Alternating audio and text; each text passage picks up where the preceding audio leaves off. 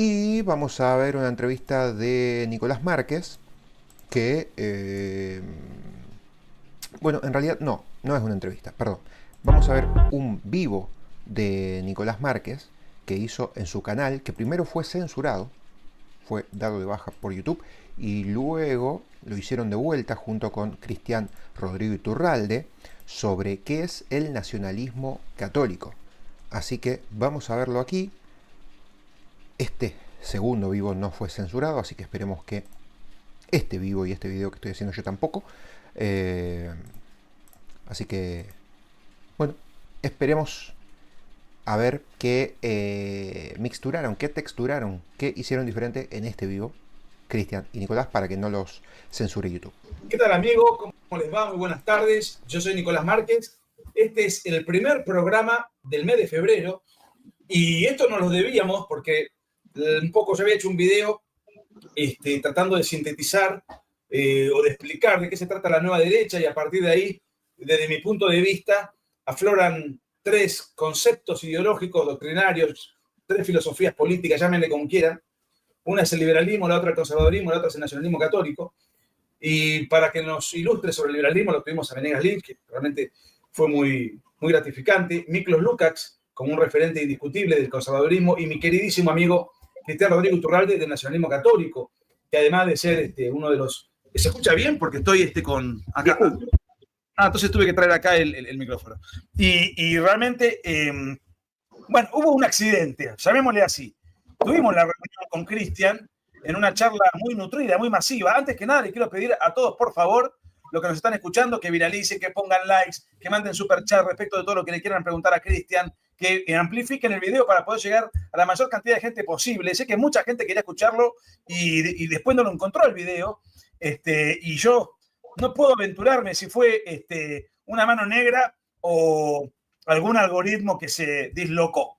Como quiera que sea, estamos de vuelta, volvemos a tocar el mismo tema y lo vamos a hacer con la misma persona, con Cristian Rodrigo Iturralde. Ustedes saben que por ahí nos potenciamos un poco, porque yo soy la antítesis de la corrección política y Cristian es la antítesis de la corrección política elevada al cuadrado. Entonces nos multiplicamos, ¿no? Nos mimetizamos y nos potenciamos. Entonces, dicho esto, Cristian Rodrigo Iturralde, un gran compañero de ruta, tremendo gladiador de la batalla cultural, experto en hispanismo, en asuntos indígenas, en asuntos precolombinos, tiene, qué sé yo, una docena de libros publicados, infinidad de conferencias dadas en Argentina y en todo el continente. Gran parte de esas conferencias yo las he dado con él. Creo, si mal no recuerdo, hemos estado juntos en Perú, en México mucho, en Chile, en Brasil, en Brasil, en la CIPAC, y además Argentina, obviamente. Y creo que también tenemos la chance, muy posible este año, de compartir juntos escenario en España. Cristian, bienvenido. Lamento que el video que grabamos se haya perdido.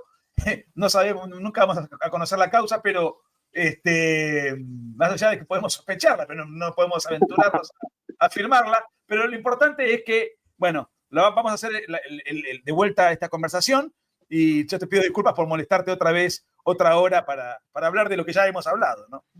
No, Nico, sabes que para mí, sabes que es un privilegio siempre hay que me llames, que me incorpores, estar en tu programa. Así que bueno, siempre muchas gracias, querido amigo, por tenerme en consideración. Así que un enorme gusto estar con vos acá. Porque en el video anterior habíamos dicho que creo que ha sido unos días nomás que habíamos tenido esta mega juntada con amigos, este retiro derechoso en Tierra de los Padres. Estamos cansados. Bueno, ahora estamos un poco más descansados de toda esa reunión intensa de camaradería que tuvimos.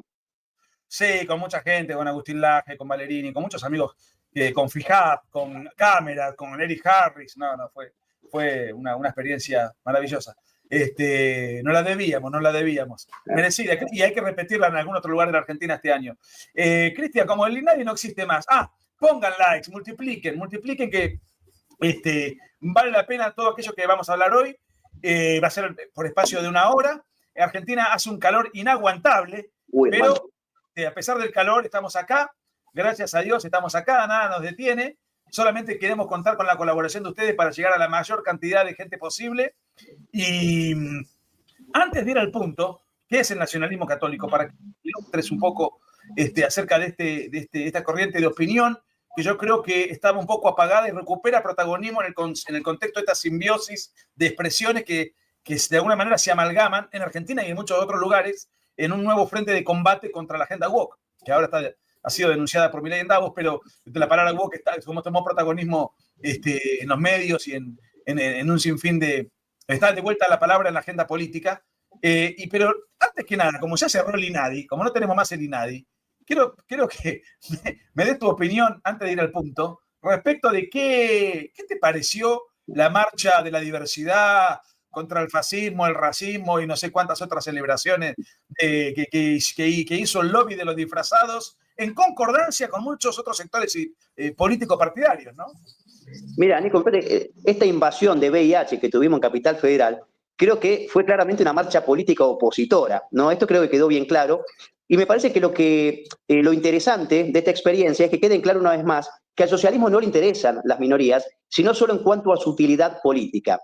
Yo siempre me acuerdo, o recuerdo, que el propio Marx, él llega a reconocer, no me acuerdo en qué escrito, que el proletario, o sea, a él no le interesaban, digamos, las vejaciones que podía sufrir el proletario. A él le interesaba el proletario solamente como un mecanismo, un elemento para poder destruir al capitalismo. Es decir, que queda claro que al socialismo no le interesan ni las mujeres, ni los homosexuales, ni el medio ambiente, ni la educación pública, sino les interesa utilizarlos para romper el orden occidental cristiano y para atacar al sistema capitalista. Fíjate que del otro lado, ¿quién estaba, Nico? Estaba la CGT, estaba Cuño, estaba el PJ, estaba la izquierda, los troscos. O sea, Cuño estaba Cuño, sí, estaba Cuño, que es una de las patas ortodoxas del peronismo, llamó a apoyar, ¿cómo se dice?, la marcha del orgullo gay. Y si el PJ estuvo en la marcha del orgullo gay, bueno, fue un acto circense, pero me parece que afortunadamente el pueblo argentino ya no se traga el cuento nunca más. O sea, los malos quedaron expuestos, fueron los que marcharon. Y te hago una pregunta más y ya arrancamos con el tema. Yo no sabía que había habido Cuño, que además es amigo, socio de Rico, en alguna época estuvo vinculado a los Caras Pintadas. Realmente verlo abrazados a los muchachos LGBIH me parece una mutación ideológica que no sé cómo hace para explicarla, pero ¿Milei pagó algún costo político por esta marcha, te parece? ¿O crees que es la arquetípica marcha antimileísta que junta todo el espectro, la Madre de Plaza de Mayo, el Partido Comunista, el Partido Obrero, la mafia sindical, más todo el lobby de los disfrazados? ¿Pero vos creés que Milei paga algún costo o no pierde un voto por lo que pasó? En absoluto, porque, digamos, todos aquellos que estaban congregados en la Plaza de Mayo son todos claramente opositores, es decir, que no había un solo voto de Milei metido ahí. Contrariamente a lo que sucedió, ¿te acordás cuando fue la marcha por las universidades? Que es cierto que ahí podía haber algún votante de Milei o algún joven que compró pescado podrido, pero yo creo que no, que acá no hubo ningún costo político, más allá de que los medios de comunicación quieran instalar de que realmente acá se pasó un límite. No, esto ya es noticia vieja, en 2 días ya nadie más habla de esto, no pasó nada. Para mí, no sé qué opinas vos, Nico. No, yo creo que fue la típica marcha opositora donde va Amado Vudú, Máximo Kicillof, algún radical, si es que queda alguno vivo todavía, alguno de la coalición, alguna minucia de esos partidos marginales, y después estos mamarrachos, tipo que no desconocía que había ido Cuño, me sorprende un poco. Pero bueno, es un personaje tan inubicable. Pero bueno, vamos al punto. ¿Qué es el nacionalismo católico, Cristian? ¿Hay una definición que hayas leído o escuchado que a vos te seduzca como para darle una especie de síntesis introductoria? No, mira, a ver, si yo tuviese que pensar, creo yo, en una de las frases o en uno de los conceptos que abraza inequívocamente todo el nacionalismo católico, es el instaurar todo en Cristo. Eso fue un poco, digamos, creo que lo dijo Jean Husset, un, digamos, contrarrevolucionario francés católico del siglo XX. Entonces yo diría básicamente que es una expresión dentro de lo que comúnmente se conoce como nacionalismo, pero que tiene naturalmente, digamos, donde hay una prevalencia o donde hay una prioridad natural del elemento, digamos, religioso, cristiano. O sea, digamos, mira, yo siempre que pienso en el nacionalismo católico, que muchas veces es injusto, porque vos fíjate que de todos, digamos, quien primero se ocupó de la agenda cultural, o de lo que hoy llamamos batalla cultural, cuando no hablaban de estos temas ni liberales, ni peronistas, ni nadie daba mayor importancia a esto, recordad que el propio Sanaguja, que vos capaz lo podés conocer de cuando vos estabas en el Opus Dei, y vos acordate que ya en los 90 él hablaba de la agenda globalista, del peligro de la ONU, de los tratados internacionales que vulneraban la soberanía política y cultural de las naciones. Es decir que, mira, ahí está. Entonces yo creo que, ahí está. yo creo que fue la expresión del nacionalismo que mejor se ha ocupado o fue pionera en darle la importancia, digamos, que merecían este tipo de temáticas. Por supuesto que tiene determinadas características, si querés, que lo alejan o lo separan de otro tipo de concepciones nacionalistas, como la peronista, que si querés después entramos ahí. Ahora, hay mucha gente que nos ve desde afuera. Chicos, pongan likes, amplifiquemos esto al máximo. El nacionalismo católico es una expresión muy argentina. ¿Cuál sería en otras latitudes el equivalente? Agustín le llama soberanismo, otros le dicen patriotismo. En Chile se usa mucho la palabra patriotismo. En muchos países la cuestión del nacionalismo católico no se sabe de qué se trata. Pero obviamente hay un equivalente, porque además el nacionalismo católico se nutre de muchos pensadores foráneos. Pero ¿cuál sería la denominación para que se entienda para los que nos ven desde afuera? Más o menos, una denominación que identifique ese espacio. Yo creo que, bueno, hoy se habla más, creo yo, de soberanismo o de patriotismo, en vez de nacionalismo, creo yo que más que nada por una cuestión, si querés, semántico, por la connotación que tiene el nacionalismo, especialmente en relación a, digamos, los sucesos de la Segunda Guerra Mundial. Vos fíjate que el nacionalismo en general suele asociarse a, qué sé yo, al nacionalsocialismo, al fascismo, etcétera. Creo yo que hablar de soberanismo, patriotismo, bueno, es tal vez sea un modo más seguro, más preciso de referir el amor por la patria. Me parece bien hablar de soberanismo y de patriotismo. Pero bueno, naturalmente que está el elemento, digamos, religioso, católico. Mira, yo creo que más que nada se puede hablar de tradicionalismo en otros países. Porque es verdad que aparte del nacionalismo, no es lo mismo ser, digamos, el significado que tiene el nacionalismo en América que, por ejemplo, en España, que en España es sinónimo de separatismo. O ser nacionalista en España es el etarra vasco, el separatista catalán, etcétera.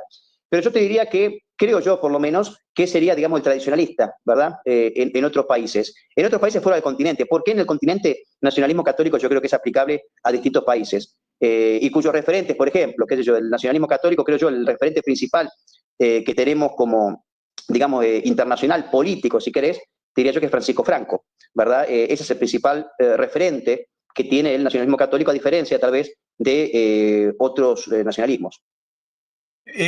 Bueno, muchas gracias, Lucas, por tu super chat. Lucas de Tandil, un amigazo.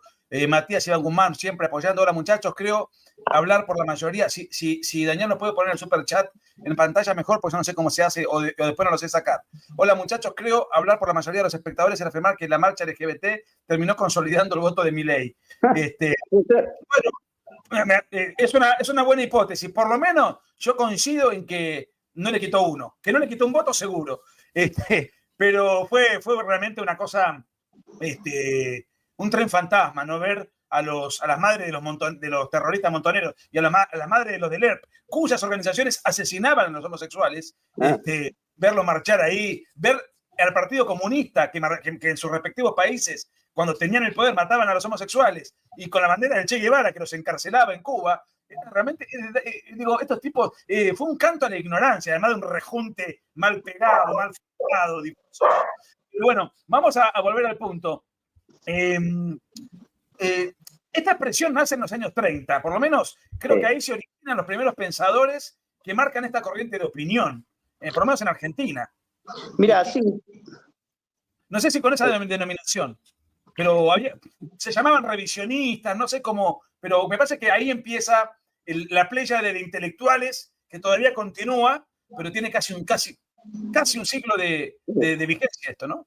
Sí, mira, en general hay como un acuerdo, digamos, por establecer una fecha tal vez algo arbitraria, de que nace el nacionalismo en el año 27, justamente con la publicación, creo que era el diario La Nueva República, de los hermanos Irasusta, ¿verdad? Naturalmente, a partir de un revisionismo, especialmente de la figura de Juan Manuel de Rosas, y a partir de ahí, digamos, hay de algún modo ciertos matices dentro de ese nacionalismo originario que, bueno, da después, a principios de los años 30, diría yo, mediados de los años 30, nace una expresión que podríamos denominar nacionalismo católico, que con Membiel, con Castellani, con Gente. Acuérdate que Gente estuvo incluso involucrado en la revolución del 4 de junio del 43, ¿verdad? Donde ahí, yo creo que fue la única vez que el nacionalismo católico tuvo, digamos, algún tipo de peso, o tal vez también en la época de Onganía, no estoy seguro, algún tipo de, digamos, de peso. Algunos dicen que el gobierno de Uriburu tuvo bastante de eso. Bueno, yo no ahí... Sé. Porque viste que algunos lo tildan de fascista, que para mí no tuvo de fascista demasiado, más allá de alguna estética, no lo sé. Pero te diría yo que se va consolidando ya a fines de los años 30 con este tipo de referentes. Después, por supuesto, que tenías otras manifestaciones del nacionalismo más, si querés, socialistas, como el caso de Forja, ¿no? Estos irigoyenistas que después se volverían peronistas. Pero diría yo básicamente... Scalabrini Ortiz, Jauretche, Jauretche, había ¿no? varios. Sí, si bien Jauretche siempre terminó siendo un tipo de izquierda abierta, Scalabrini Ortiz para mí, él era, digamos, tenía el foco en lo que era el antiimperialismo, digamos, inglés, ¿verdad?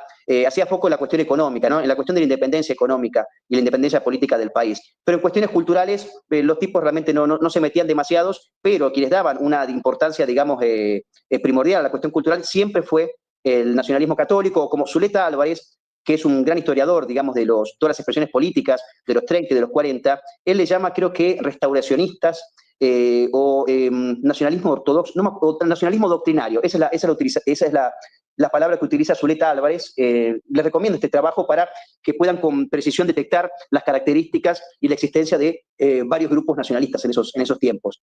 Así que sí, yo diría que se va consolidando, Nico, fin de los años 30, principios de los años 40. Acá le podríamos preguntar también a nuestro gran amigo Fernando Romero Moreno, que creo yo es el que más conoce, ¿no? Toda esta cuestión. Bueno, por supuesto también Antonio Caponeto, ¿no? Pero Fernando ha escrito sobre esto también. Y, digamos, se nutren. Yo he leído muchas publicaciones, o sea que yo no soy nacionalista católico, pero he leído muchos autores y hay una constante cita de autores extranjeros, fundamentalmente te diría franceses, en gran parte, algunos Sí. españoles. Sí.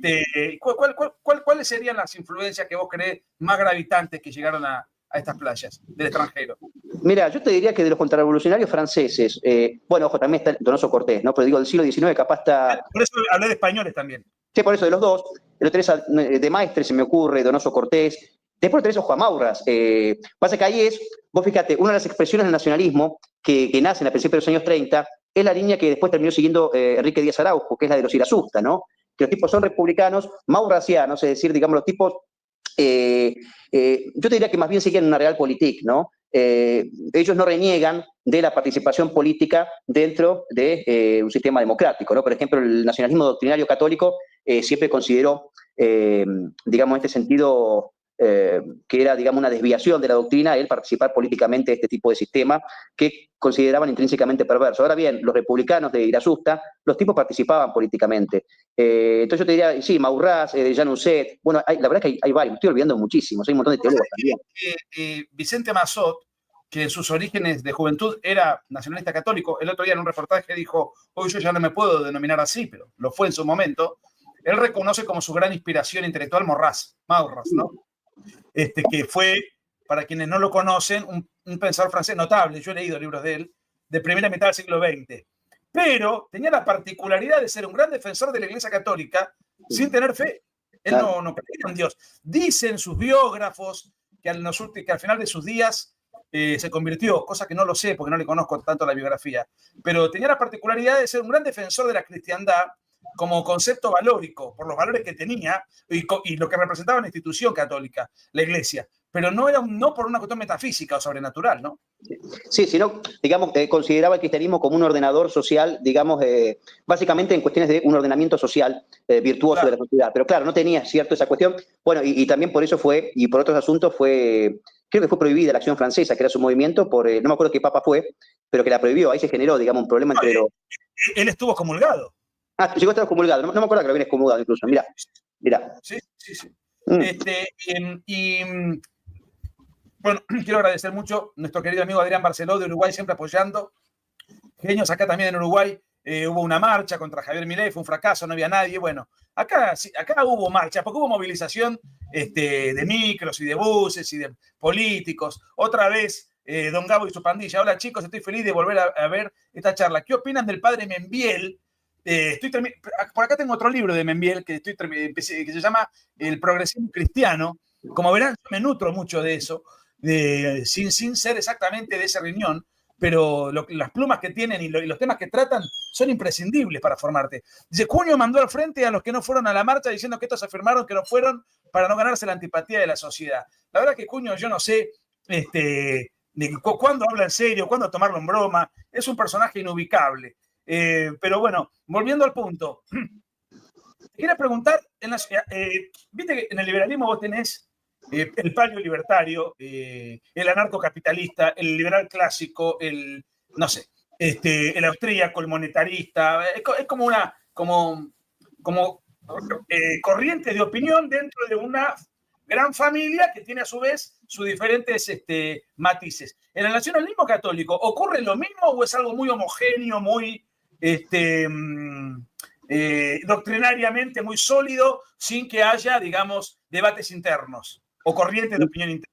Mira, por lo que yo te diría que en general fue bastante homogéneo, contrariamente a otras expresiones del nacionalismo, salvo, vos te acordarás cuando fue la disputa entre Antonio Caponeto y Héctor Hernández, ambos nacionalistas católicos, pero, digamos, uno, digamos, sostenía que la participación política dentro del sistema partidocrático, es decir, votar en una elección era, digamos, un acto prácticamente pecaminoso, porque uno estaría con esa acción, digamos, avalando un sistema intrínsecamente perverso como la democracia, eso afirmaba Antonio Caponeto, y Héctor Hernández, dentro del nacionalismo católico también, él decía que, digamos, era lícito participar, digamos, de, por ejemplo, unas elecciones políticas, ¿no? Especialmente si, digamos, entre las opciones que había, digamos, uno era claramente el mal menor o el bien posible. Y ahí bueno, hubo una disputa grande, me acuerdo que causó mucho revuelo, esto habrá sido hace 10 años, 15 años, ¿vos te acordás bien? Que Antonio creo que sacó la perversión democrática y después, o no, Hernández saca un libro y después le responde a Antonio, bueno, se sacaron libros.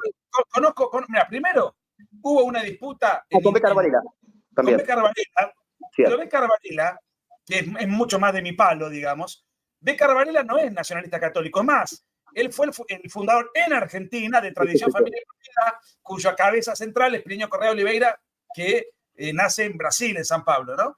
Ahora, tuvieron una disputa en torno a este tema, si los católicos debían o no participar en la democracia. Es ahí donde Antonio Caponeto saca el libro de Perversión Democrática, pero en realidad la interna dentro del nacionalismo católico en torno a este tema se da con Héctor Hernández con posterioridad, donde Antonio escribe, no lo leí, leí sí la Perversión Democrática, pero la disputa con Héctor Hernández no la leí, pero entiendo que Héctor Hernández decía, bueno, es un sistema válido, y Antonio lo pugnaba y daba su fundamento. Ahora, son libros para consumo de fanáticos, porque hay que meterse a leer esos tomos sobre esas disputas académicas donde se entremezclan encíclica, derecho canónico, qué sé yo, la cantidad de cuestiones. Son disputas para tipos que se apasionan en un tema muy, muy específico, ¿no? Muy de nicho. Yo te diría que en tema doctrinal, que yo recuerde por lo menos, esa fue la disputa más, y que la verdad que trajo, digamos, coletazos, porque ahí hubo, digamos, se generó, no es que quedó en una disputa y punto, digamos, ahí lamentablemente se fue generando una antipatía entre, se partió de algún modo el nacionalismo católico, hay muchos que se dicen o provienen del nacionalismo católico y sin embargo van, a ver, yo particularmente no tengo ningún tipo de amor por mi sistema, yo prefiero la monarquía, pero lo que tenemos es la democracia y el único modo que tenemos, por lo menos, de modificar determinadas cuestiones es dentro de la participación de este sistema. Por supuesto que, como digo siempre, si mañana viene un Francisco Franco, yo me alineo atrás de él y punto, pero hoy no lo tenemos. Entonces, esta disputa generó muchas rispideces dentro del nacionalismo católico, pero ojo, pero fíjate qué cuestión rara. Yo me acuerdo de Castellani, acá alguno me podrá corregir, pero Castellani, que es tenido como un referente indiscutible dentro del nacionalismo católico, si mal no recuerdo, él participó en una elección, digamos, política. No me acuerdo para qué partido político él participó. Pero entonces, evidentemente, en este sentido, no todo era, digamos, tan homogéneo como pareciera en un principio, ¿no? Incluso yo me acuerdo que en la discusión con Becar Varela le enrostró a Antonio Caponeto, yo en la revista Cabildo, Antonio Caponeto viajó a España a apoyar en las elecciones al partido Nueva Fuerza de Blas Piñar. Sí. Entonces, sí. Aún él, siendo un enfático opugnador del sistema, tuvo sobre participación, en este caso en España, por lo menos de apoyo moral, porque no podía votar. Y si alguien dice, che, me interesa esto, quiero indagar, ¿cuáles son los libros que vos considerás indispensables para que alguien conozca doctrinariamente de qué se trata el nacionalismo católico?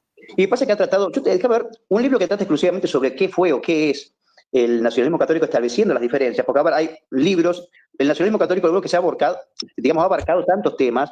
Vos tenés tipos de especialistas menos en economía, que eso después, bueno, me lo han discutido, después hablamos si querés, lo que es filosofía, sociología, antropología, historia, etcétera.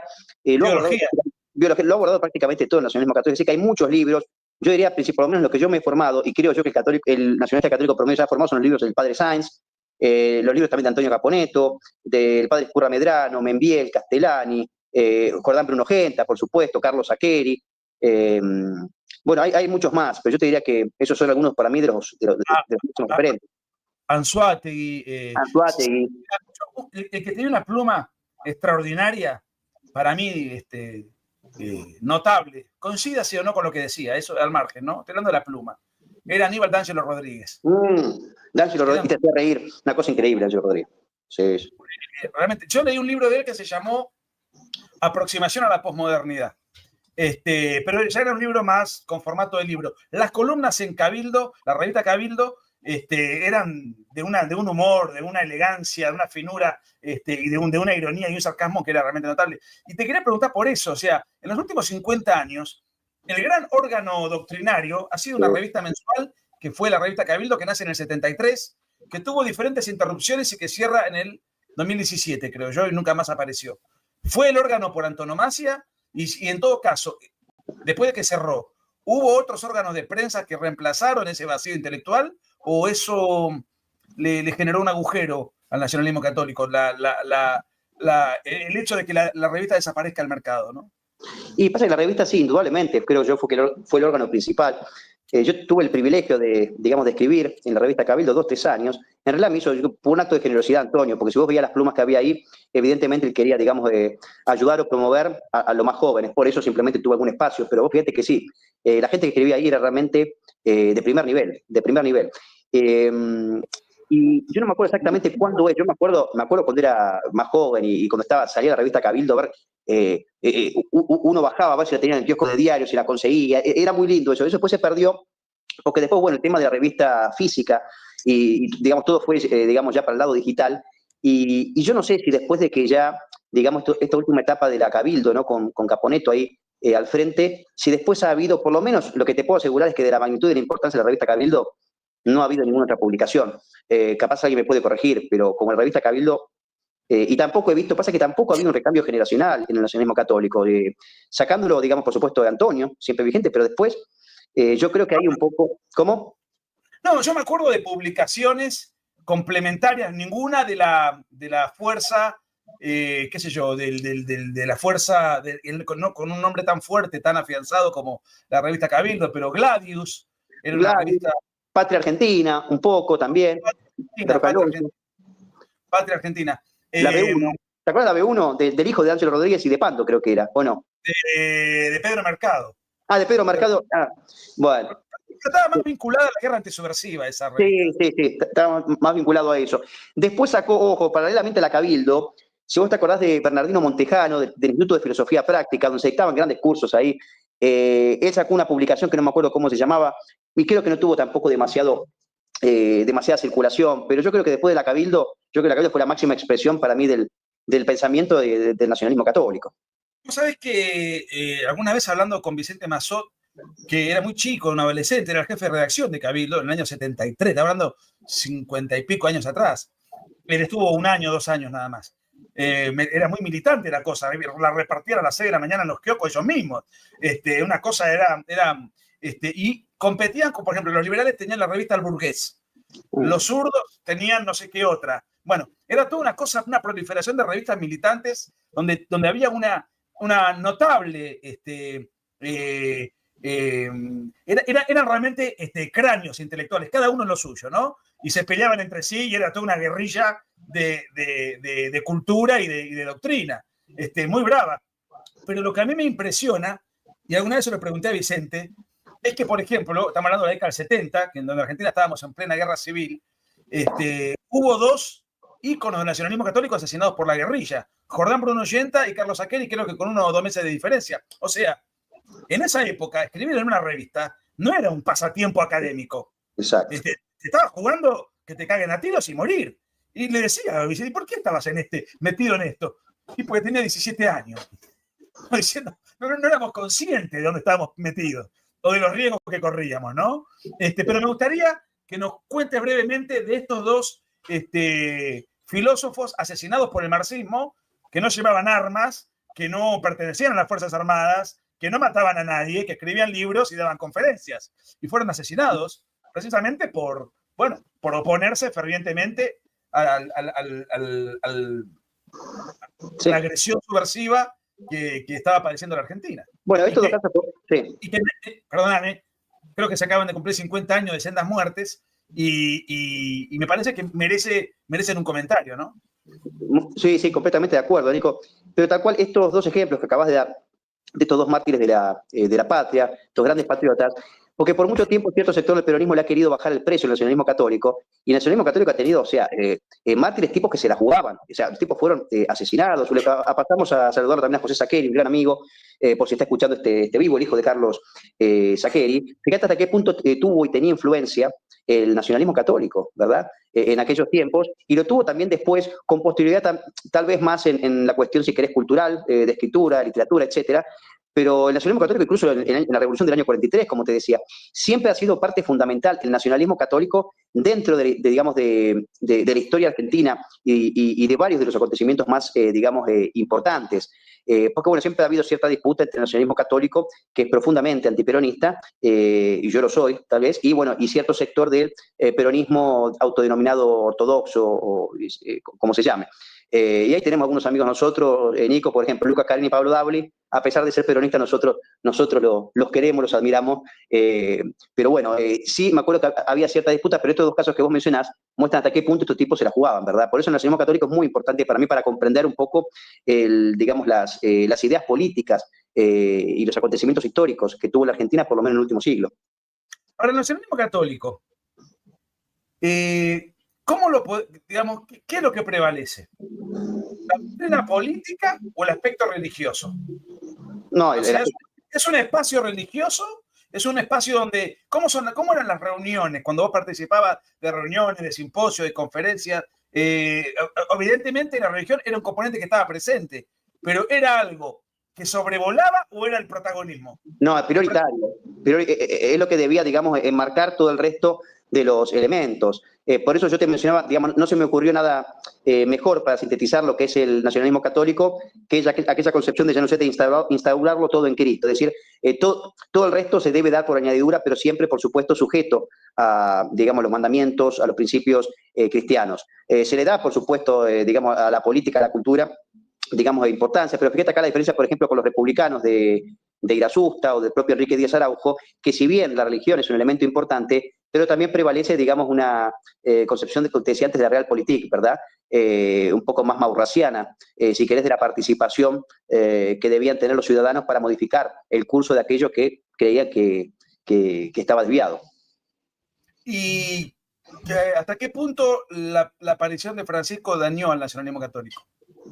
Porque acá había seminarios, había sectores, había una proliferación. Yo me acuerdo que para Nada Mendoza, bueno, había varios grupos, universidades con esa tendencia. Y yo tengo la impresión de que Francisco arrasó con todos esos ambientes. Porque nunca fue papólatra en este sentido el nacionalismo católico. A ver, si bien gran parte de la política y de los elementos sociales son tomados de, qué sé yo, de León XIII, de San Pío X, etcétera, y de sus encíclicas, entre otros, también, digamos, ha tenido, en este sentido, no ha temido mostrar su disconformidad con políticas, qué sé yo, como la de la Acción Francesa, tal vez, o, por ejemplo, algunas cuestiones de Juan Pablo II, de Benedicto XVI, es decir, que no es una línea, digamos, de alineamiento 100% como lo fue históricamente el Opus Dei, ¿entendés? Que no podía criticar absolutamente nada del Papa. No, en este sentido, y lo de Bergoglio, lo de Francisco, de algún modo era esperable, y cuando Antonio Caponeto sacó el libro sobre Francisco, yo creo que fue un pionero en eso, estábamos todos de acuerdo, y fíjate hasta qué punto tuvo razón Antonio, porque muchos me acuerdo que en aquel momento lo acusaban de, no sé, de conspiracionista, etcétera, etcétera, etcétera, y todo lo que dijo Antonio Caponeto en ese libro se cumplió, ¿verdad? Y lamentablemente se sigue cumpliendo. Así que bueno, sí. Sacó dos libros, uno antes de ser Papa y otro después. El primero fue para alertar, ojo que este sujeto puede ser Papa, y es despreciable. Después sacó otro, ya siendo Papa, muy divertido, tiene pasajes muy divertidos, pero donde de alguna manera, bueno, se erige como un vaticinador de lo que pasó. Sí, por lo menos dentro del sector, si querés, católico de línea más tradicional. Después, por supuesto, que tiene los sedevacantistas u otros grupos, pero evidentemente hizo un cuadro, digamos, muy preciso de lo que se venía con Bergoglio, especialmente a partir de la experiencia que habíamos tenido nosotros con Bergoglio como arzobispo, ¿no? Aquí en Buenos Aires.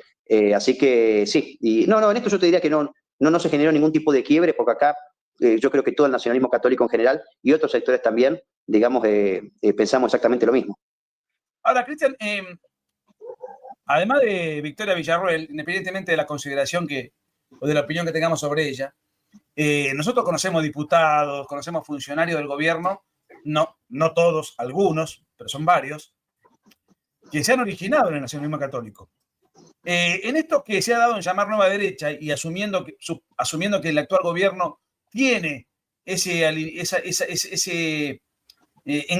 encuadra dentro de esa denominación, ¿cuál sería el aporte del nacionalismo católico en un espacio político? Sería fundamentalmente que rescatar la soberanía, denunciar las agendas transnacionales, las élites globalistas. ¿Cuál cree que sería el papel central de los elementos del nacionalismo católico en el contexto de un gobierno, ¿no? Mira, yo no sé si son propiamente, yo creo que sí, la nueva derecha en general ha abrazado varias de estas cuestiones que ya venía sosteniendo el nacionalismo católico, pero creo que la soberanía política, en este sentido, yo creo que, y cultural, ¿verdad? La desconfianza total a los organismos internacionales, especialmente aquellos que promulgan, digamos, tratados que vulneran, digamos, la soberanía y la identidad de cada nación. Sí es cierto que, porque hay quienes me han dicho, por ejemplo, a ver, a pesar de que yo hay cosas que estoy de acuerdo con este gobierno y algunas capaz que no tanto, es mentira. Alguien me ha dicho, no, pero el gobierno no ha metido a nadie del nacionalismo católico. No, yo conozco gente que son nacionalistas católicos, ¿entendés? O de esa línea, y el gobierno los ha metido. Yo me acuerdo que incluso estuvo Francisco Sánchez ahí, que estuvo como ministro de culto, y él es un tipo completamente, digamos, relacionado, por lo menos, a las ideas que yo sostengo. Y sin embargo, el gobierno lo puso ahí. Y hubo varios.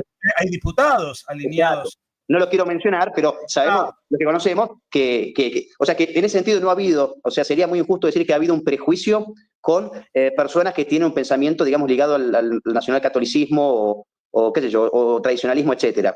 Hay de todo. Bueno, la propia Victoria Villarroel, que fue como vicepresidente, por lo menos se presentaba como nacionalista, católica, incluso ella era de la Fraternidad San Pío X, es decir, de la línea más dura de la iglesia. Sin embargo, digamos, Milei no tuvo problema en conformar una lista con ella. Así que, bueno, las cosas hay que decirlas. Y no sé si bueno, ya no es más funcionario, pero el propio Barra no sé, también. Bueno, se origina en esos ambientes. Y el más hábil, el más astuto fuiste vos, que traspasó la frontera, que recorriste el mundo, publicar libros en todos lados. Porque yo veo que muchos, que más allá de que tengan plumas notables, no han trascendido fuera del gueto. Lo tuyo fue, a título de tu carrera, que todavía es muy joven, una carrera que todavía tiene mucho por dar, has tenido una trascendencia, obviamente, que traspasó holgadamente la Argentina. Tus libros y tus publicaciones y los lugares donde vos editás y donde das conferencias, eso ya es de... ¿En cuántos países has trabajado? No, eso no es habitual.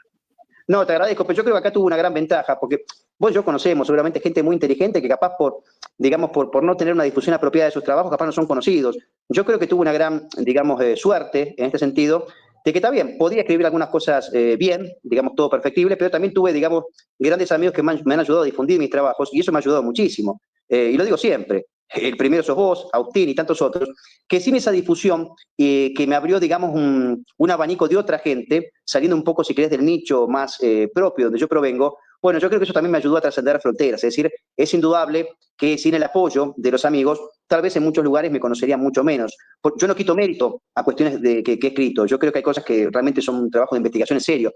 Pero hay mucha gente que ha hecho laburos de investigación serios y sin embargo no han trascendido. No han trascendido ¿por qué? Especialmente porque no se los conoce. No se los conoce porque no han tenido, digamos, gente que los ayuda a difundir sus trabajos. Así que yo en ese sentido soy un agradecido, Nico.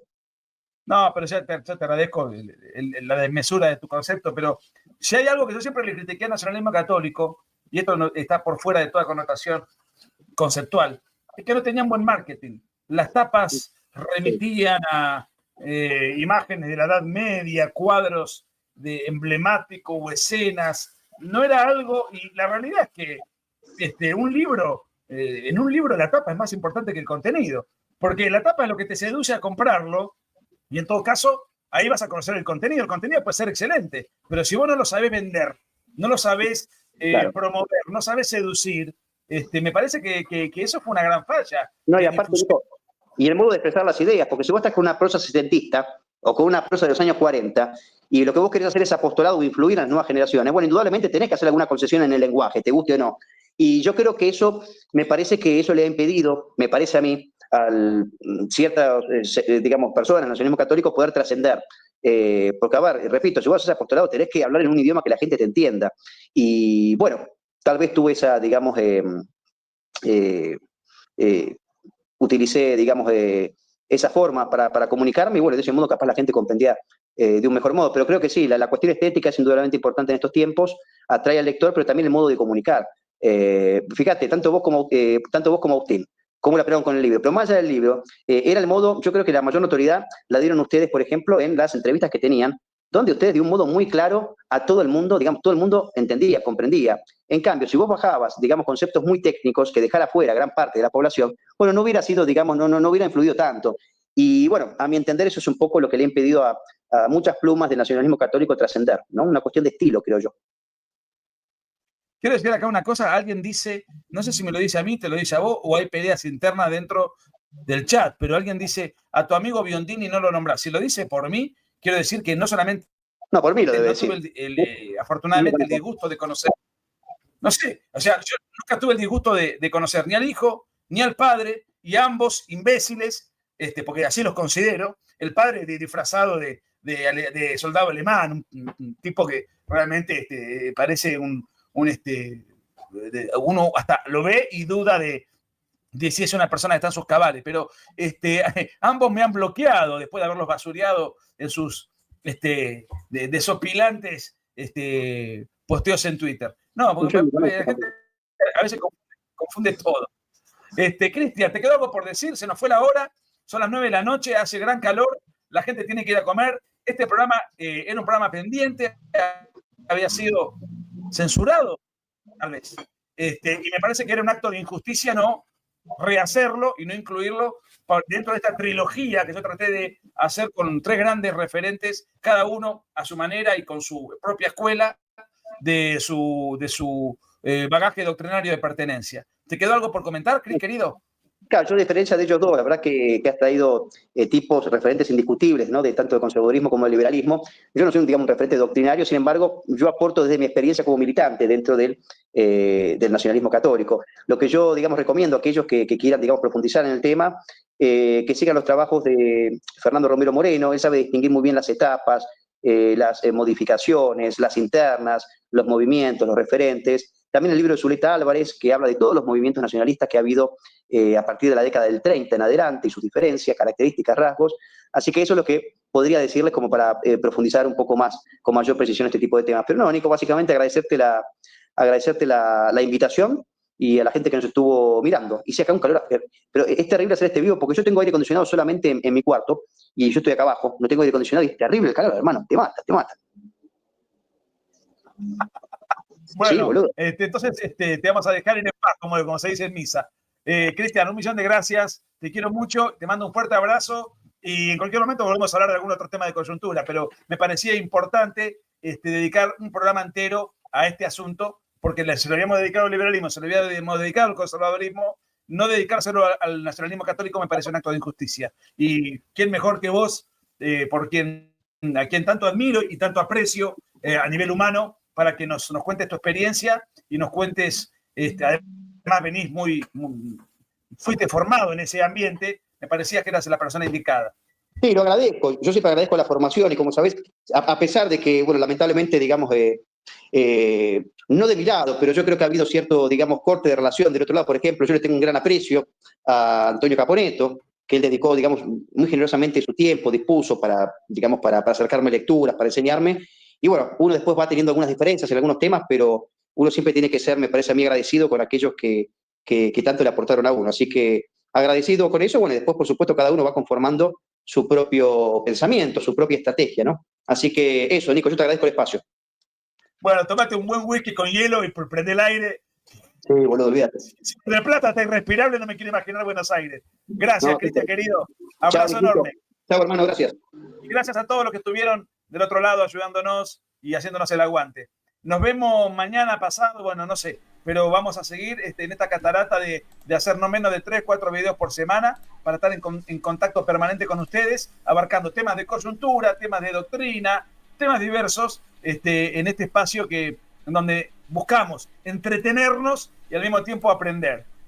Es una tarea, un desafío, porque muchas veces el aprendizaje suele ser aburrido y uno se cansa, se hastía y no prosigue, y el entretenimiento que no te educa, que no te ilustra, es un pasatiempo que tampoco me interesa. Para eso está el humor, los cómicos. Bueno, acá buscamos que la gente se entretenga y aprenda a la vez. Entonces, de esa manera aprende sin hacer ningún esfuerzo. El aprendizaje se genera divirtiéndose. Es lo que tratamos de hacer. A veces sale, a veces no sale.